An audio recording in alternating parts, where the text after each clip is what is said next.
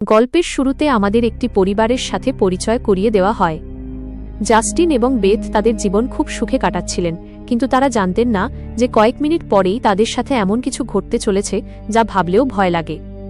যখন স্বামী স্ত্রী নিজেদের মধ্যে মগ্ন ছিলেন, তখনই হঠাৎ তাদের বাড়ির বাইরে মানুষের চিৎকার ও কান্নার শব্দ শোনা যেতে থাকে। যখন এই দুজনে ঘরের বাইরে বের হলেন, তখন দেখলেন যে চারিদিকে মানুষের মধ্যে হুড়োহুড়ি পড়ে গেছে। মানুষজন নিজেদের ঘরবাড়ি ছেড়ে পালাচ্ছিল, যেন বড় কিছু ঘটতে চলেছে।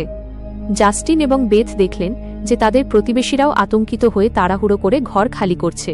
জাস্টিন প্রতিবেশীকে জিজ্ঞেস করলেন যে আসল ব্যাপারটা কি, তোমরা কেন ঘর ছেড়ে পালাচ্ছ? কিন্তু তারা এতটাই তাড়াহুড়ো করছিল যে জাস্টিনকে কোনো জবাব দেয়নি। সেখানেই তারা দেখল যে প্রতিবেশীর ছেলেও নিজের মালপত্র গুছাচ্ছে। জাস্টিন যখন তাকে জিজ্ঞেস করল যে তোমরা কোথায় যাচ্ছ, তখন সে জবাব দিল যে আমার এক বন্ধু সরকারি অফিসার, সে বলেছে যে বাতাসে অত্যন্ত বিষাক্ত গ্যাস ছড়িয়ে পড়েছে যা একজন সাধারণ মানুষকে দানবে পরিণত করে দেয়। কিন্তু তখনই সেখানে তার মা চলে আসে এবং তাকে ধরে নিয়ে সেখান থেকে চলে যেতে শুরু করে।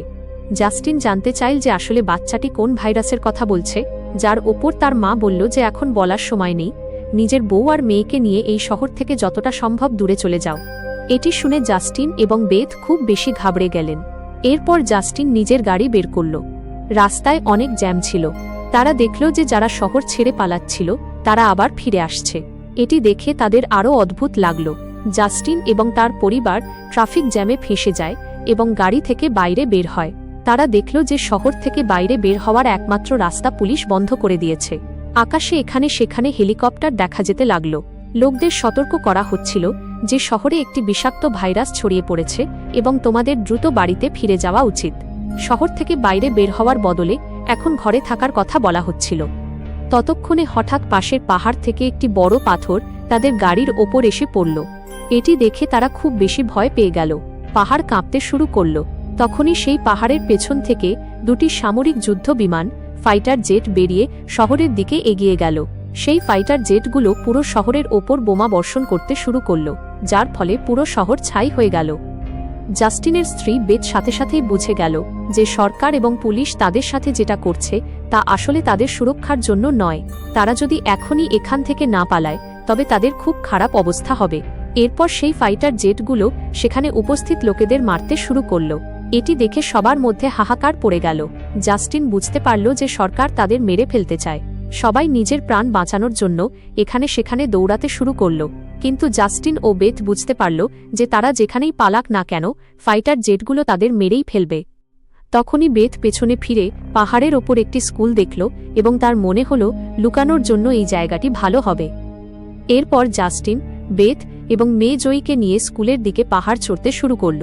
নিচে দাঁড়িয়ে থাকা লোকেদের ওপর ফাইটার জেট বোমা ফেলছিল। এই তিনজনে দ্রুত দৌড়ে স্কুলে পৌঁছাল। ভাগ্যক্রমে সেখানে তারা একটি বাংকার খুঁজে পায় এবং বোমা বিস্ফোরণের কয়েক সেকেন্ড আগেই তারা দ্রুত সেই বাংকারে ঢুকে পড়ে। বাংকারের দরজা বন্ধ হতেই উপরে একটি শক্তিশালী বিস্ফোরণ হল। কিন্তু কপাল ভালো যে এই লোকেরা বাংকারের নিচে ছিল এবং তাদের প্রাণ বেঁচে গেল। কিন্তু তাদের জন্য অবাক হওয়ার বিষয় ছিল এই যে আসলে সেটি কোন ভাইরাস ছিল যার জন্য সরকারকে শহরের সব মানুষকে মেরে ফেলতে হলো। তারা কিছুই বুঝতে পারছিল না। জাস্টিন বুঝে গিয়েছিল যে যদি বেঁচে থাকতে হয় তবে এই বাংকারে জীবন কাটাতে হবে। কিন্তু তাদের জন্য উদ্বেগের বিষয় ছিল এই যে তারা এখানে কতদিন জীবন কাটাবে এবং পেট ভরার জন্য খাবার কোথা থেকে আসবে। ভালো কথা এটাই ছিল যে সেখানে প্রচুর ক্যানজাত খাবার ছিল যা তিনজনের জন্য অনেক দিন চলতে পারত। জাস্টিনের স্ত্রী বেথ খুব বেশি চিন্তিত ছিল। সে তার মেয়ে জয়ীর কথা ভাবতে শুরু করে যে যদি সে অসুস্থ হয়ে পড়ে তখন কি করবে। আর বেথ দরজা বন্ধ করার সময় জং ধরেছিল, তাই তারা এই ব্যাপারেও ভয় পাচ্ছিল যে সেই বিষাক্ত ভাইরাসের প্রভাব কি তাদের শরীরেও পড়বে নাকি। তবে এখন ভয় পাওয়ার সময় ছিল না। এখন প্রয়োজন ছিল যাতে দরজা কেউ খুলতে না পারে।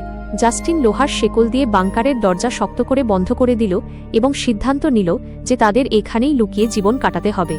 কিন্তু মাটির নিচে থাকা সহজ ছিল না। প্রতিদিন সেই একই রকম খাবার, খাওয়ার জন্য কাদামাখা জল এবং অবসর সময়ে তারা লুডো খেলত। বাইরের দুনিয়ার সাথে তাদের পুরো যোগাযোগ বিচ্ছিন্ন হয়ে গিয়েছিল। অনেক দিন সেখানে থাকার পর তারা খুব দুর্বল হয়ে পড়েছিল। কিন্তু তারা কি বা করতে পারত? এই জীবন জাস্টিনের পরিবারকে দুনিয়ার শেষ হওয়ার অনুভূতি দিচ্ছিল। জয়ী তার বাবাকে জিজ্ঞেস করল, বাবা, আমরা এখানে কতদিন থাকব? জাস্টিনের কাছে এই কথার কোনো জবাব ছিল না। সে তার মেয়েকে শুধু এটাই বলল যে যখন বাইরের সব ঠিক হয়ে যাবে তখন আমরা বাইরে যাব। সে তার মেয়ের চোখের ওপর আঙুল রেখে বাইরের দুনিয়া কল্পনা করাতে লাগল যে বাইরের পরিবেশ কতটা সুন্দর। এভাবেই দিন কাটতে লাগল এবং মাস পার হয়ে গেল। তারা জানত না যে বাইরে বের হওয়ার অপেক্ষায় তাদের এই বাংকারে ৩০০ দিনেরও বেশি সময় কেটে গেছে। জয়ী তার মায়ের বানানো একটি পেরিস্কোপ দিয়ে বাইরের দুনিয়া দেখত।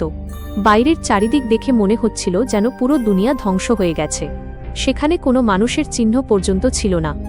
এসব দেখে সেই ছোট বাচ্চাটির মনে হতে লাগল যে হয়তো আমরাই এই দুনিয়ার শেষ বেঁচে থাকা মানুষ। মা তাকে সান্ত্বনা দিলেন যে তুমি এমন ভেবো না, হয়তো তোমার বন্ধুরাও আমাদের মতো কোথাও লুকিয়ে আছে। তখনই দুপুরের খাবারের সময় হলো। তাদের কাছে খাবারও কম ছিল, তাই তারা মেপে মেপে খাচ্ছিল। কিন্তু আজ জয়ীর জেদ ছিল, তাই তাকে একটি ক্যানের পুরো খাবার দেওয়া হলো। যখন ক্যানটি খোলা হলো, জয়ী দেখল যে টিনের কৌটা ভেতর থেকে খালি। এই কৌটার পেছনের দিকে একটি ছোট ছিদ্র ছিল। সম্ভবত কোনো কিছু এর ভেতর থেকে খাবার খেয়ে নিয়েছে। বেদ সব বেঁচে থাকা ক্যানগুলো পরীক্ষা করল এবং দেখল যে পুরো 12টি কৌটা খালি ছিল। এটি দেখে তারা খুব বেশি চিন্তিত হল, কারণ এটি তাদের 2 সপ্তাহের রেশন ছিল। বেদ চারদিকে তাকাল এবং অনুমান করল যে হয়তো কোনো ইঁদুর এখানে ঢুকেছে এবং তাকে এখনই মারতে হবে, নয়তো সে আমাদের সব খাবার নষ্ট করে দেবে। জয়ীর বিষণ্ণ মুখ দেখে জাস্টিন তাকে সান্ত্বনা দিল যে ছোট ছোট বিষয় মন খারাপ করো না। যদি খাবার শেষ হয়েও যায় তবে আমি উপরে গিয়ে কিছু জিনিস নিয়ে আসব। পরের দিন যখন জয়ী তার মায়ের সাথে খেলছিল তখনই পেছন থেকে এক অদ্ভুত শব্দ এল। জয়ী যখন পেছনে ফিরে দেখল তখন একটি বড় ইঁদুর দিনের বেলা খাবার চুরি করছিল। জয়ী দেখা মাত্র তার বাবা মাকে ডাকল। আজ তাদের এই ইঁদুরটিকে যে কোনো মূল্যে মারতে হবে। জাস্টিন রাগে ছুরি বের করে তাকে টুকরো টুকরো করার জন্য এগিয়ে গেল, কিন্তু সেই ছোট ইঁদুরটি খুব দ্রুত ছিল। সে জাস্টিনের আঘাত থেকে নিজেকে বাঁচিয়ে পালিয়ে গেল এবং টেবিলে রাখা হারিকেনটি ফেলে দিল। যখন সে নিজের গর্তে ঢুকতে যাচ্ছিল তখনই বেদ হঠাৎ থাপ্পড় মারল এবং ইঁদুরটিকে মেরে ফেলল। তারা ইঁদুর মারার খুশি উদযাপন করছিল যে অন্যদিকে হারিকেন পড়ার ফলে চারিদিকে আগুন ছড়িয়ে পড়তে লাগল। জাস্টিন হাত দিয়ে আগুন নেভানোর চেষ্টা করল, কিন্তু সেটি খুব গরম ছিল, যার ফলে জাস্টিনের হাত পুড়ে গেল এবং আগুনের শিখা ছড়িয়ে পুরো টেবিলে আগুন লেগে গেল। বেদ চাদর দিয়ে আগুন নেভানোর চেষ্টা করল। জাস্টিন নালা থেকে আধবালতি জল তুলে সেই আগুনের ওপর ঢালল। কোনো রকমে তারা দুজন মিলে আগুন নেভাল, কিন্তু বিপদ এখনও কাটেনি। এখন তাদের জন্য আরও মুশকিল বাড়তে যাচ্ছিল, কারণ আগুন তো তারা নেভাতে পেরেছে, কিন্তু আগুন থেকে বের হওয়া ধোঁয়া পুরো বাংকারকে ভরে দিয়েছিল এবং ভেন্টিলেশন দিয়ে ধোঁয়া বাইরের দিকে বের হচ্ছিল। এটি দেখে তারা সবাই ঘাবড়ে গেল, কারণ সেই ধোঁয়া তাদের লুকিয়ে থাকার জায়গাটি ফাঁস করে দিচ্ছিল। এখন সবাই শ্বাস বন্ধ করে বসেছিল। জাস্টিন বলল যে হয়তো রাতে অন্ধকার থাকবে এবং শত্রুরা আমাদের আস্তানার কথা জানতে পারবে না। এই 3 জনে ভয়ে পুরো রাত জেগে কাটাল। সকালে জাস্টিন যখন পেরিস্কোপ দিয়ে বাইরে উঁকি দিল তখন তার পায়ের তলা থেকে মাটি সরে গেল। তারা দেখল যে বাইরের পুরো এলাকা ধুলোয় ঢাকা ছিল। এটি দেখে তাদের উদ্বেগ বাড়তে লাগল। তাদের পুরো বিশ্বাস হয়ে গিয়েছিল যে তাদের লুকানোর জায়গার রহস্য ফাঁস হয়ে গেছে। তখনই বেথ বলল যে যদি ধোঁয়া বাইরে যায় তবে আশেপাশে ছাইও জমা হয়ে থাকবে, যা তদন্ত করতে করতে আমাদের আস্তানার হদিশ পাওয়া যেতে পারে। তাই এখন আমাদের ছাই পরিষ্কার করতে হবে। এরপর স্বামী স্ত্রী বাইরে গিয়ে পরিষ্কার করার সিদ্ধান্ত নিল। যাওয়ার সময় জাস্টিন তার মেয়ে জয়ীকে বলল যে তুমি আমায় কথা দাও যে বাইরে থেকে যাই হয়ে যাক না কেন অথবা যাই শোনো না কেন তুমি বাইরে বের হবে না। মেয়ের কাছ থেকে কথা নেওয়ার পর তারা দরজার শেকল খুলল। বাইরের শব্দগুলো মন দিয়ে শুনল এবং যখন নিশ্চিত হলো যে বাইরে কেউ নেই তখন দুজনে মিলে বাংকারের দরজা খুলল এবং বাইরে বেরিয়ে গেল। এখন তাদের মেয়ে একা বাংকারে নিজের বাবা মায়ের অপেক্ষা করছিল, কিন্তু অনেকক্ষণ অপেক্ষা করার পরেও যখন তার বাবা মা ফিরে এল না তখন সে টুলের ওপর উঠে দূরবীন দিয়ে বাইরের অবস্থা দেখতে লাগল। দ্রুতই জয়ী দেখল যে তার বাবা মা বাংকারের দরজার ছাই পরিষ্কার করার চেষ্টা করছে, কিন্তু তখনই জয়ী এমন কিছু দেখল যাতে তার দম বন্ধ হয়ে এল। সে দেখল যে দূরে আকাশে একটি কালো ছায়া তাদের দিকে এগিয়ে আসছে। সে জোরে চিৎকার করে বাবাকে পেছনে দেখতে বলল, কিন্তু দূরত্ব অনেক বেশি থাকায় তারা শুনতেই পেল না।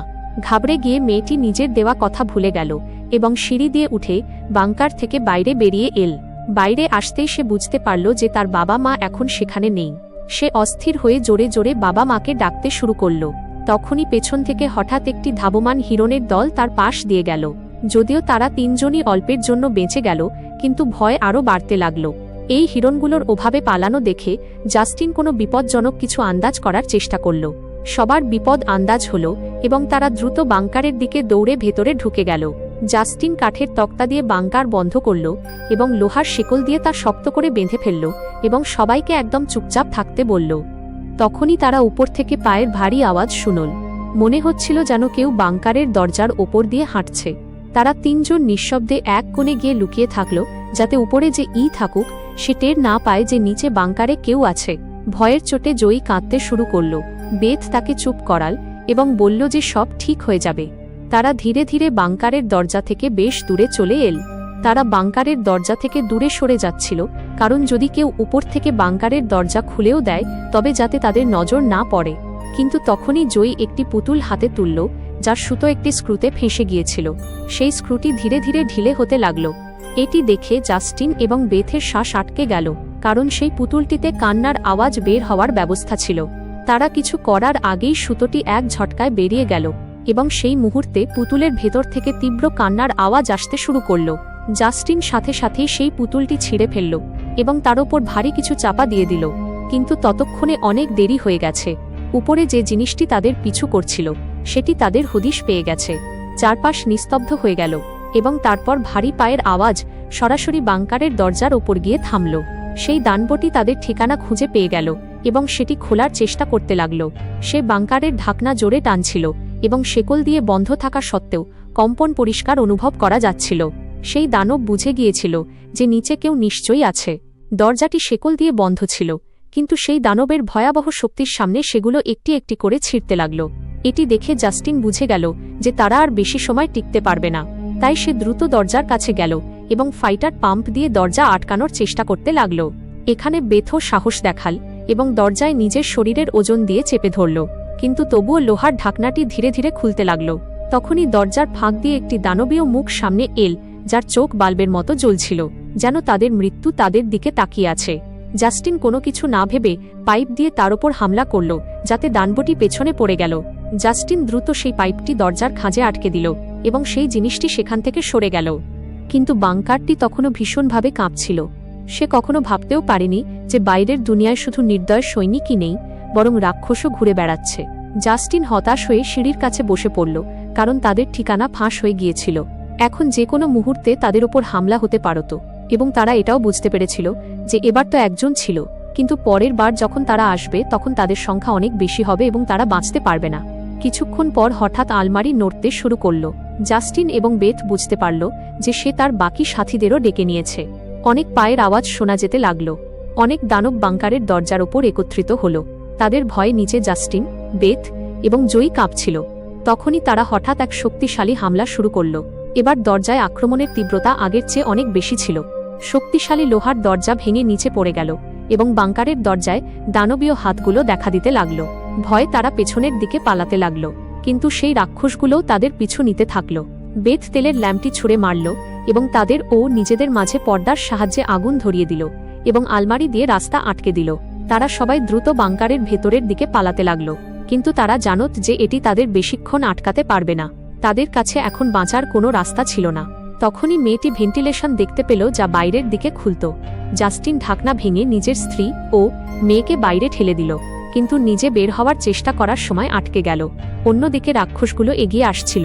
যে কোনোভাবে জাস্টিনকে সেখান থেকে বের হতে হবে।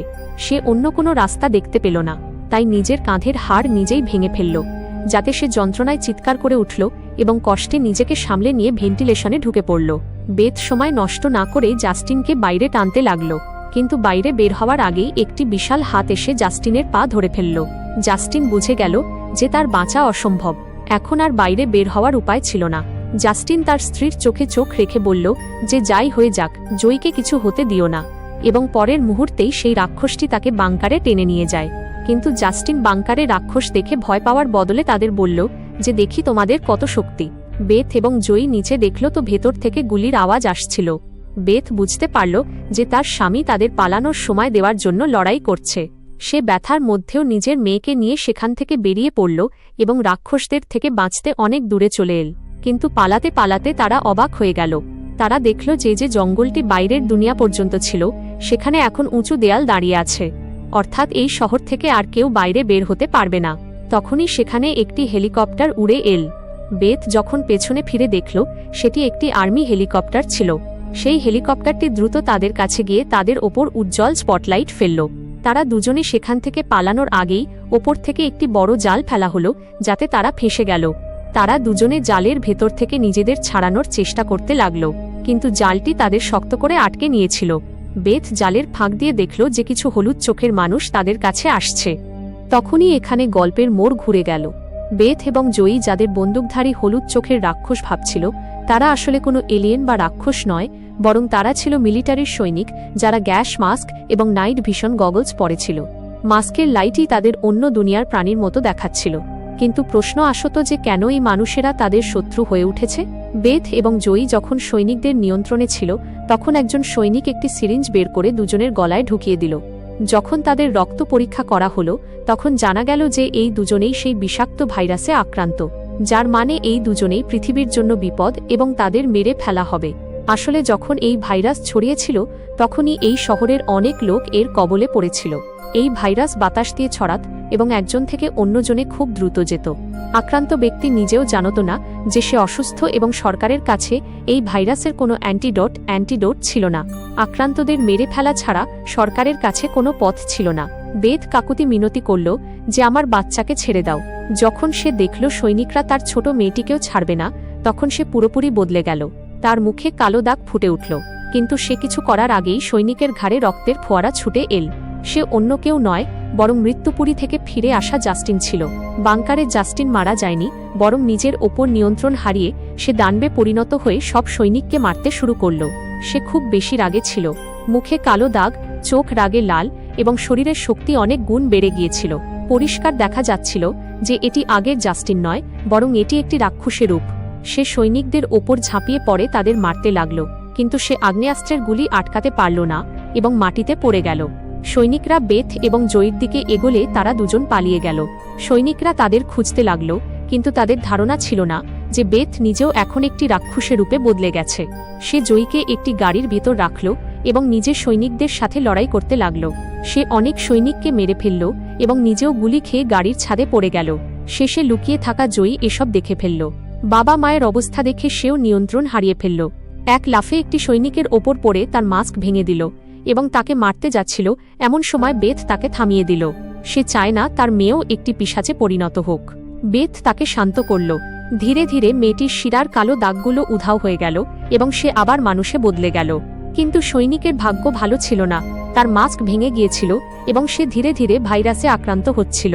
জাস্টিনের অবস্থা খুব গুরুতর ছিল। সে মেয়ের মুখের দিকে তাকিয়ে নিজের হাত দিয়ে তার চোখ বন্ধ করে দিল এবং চিরদিনের জন্য চোখ বুজল। তখনই আরেকটি হেলিকপ্টার চলে এল। বেথ তার মেয়েকে নিয়ে পালাল এবং আবর্জনার স্তূপের মধ্য দিয়ে যেতে যেতে একটি সুড়ঙ্গে লুকিয়ে পড়ল। সেখানে একটি আলো তাদের চোখের ওপর পড়ল। দেখা গেল সামনে সেই প্রতিবেশীর ছোট ছেলেটি ছিল, যাকে আমরা গল্পের শুরুতে দেখেছিলাম। এরপর তারা ছেলেটির পিছু নিল। সেই ছেলেটি তাদের একটি গুহা সদৃশ জায়গায় নিয়ে গেল, যেখানে ছেলেটির সাথে আরও অনেক মানুষ লুকিয়েছিল। আসলে সেখানে তাদের মতোই ভাইরাসে আক্রান্ত মানুষেরা ছিল। বেঁচে থাকার জন্য তারা সবাই অন্ধকারে ভূতের মতো জীবন কাটাতে বাধ্য ছিল। সেই ভাইরাসটি তাদের মধ্যে তখনই বেশি কার্যকর হতো যখন তারা ভয় পেত বা রাগ নিয়ন্ত্রণ করতে পারত না। কিন্তু আসলে সেই মানুষেরা নিজেদের ওপর নিয়ন্ত্রণ করা শিখে নিয়েছিল। যাদের মানুষ রাক্ষস ভাবত, বাস্তবে তো মানুষরাই রাক্ষস হয়ে উঠেছিল। এর সাথেই গল্পটি শেষ হয়ে যায়।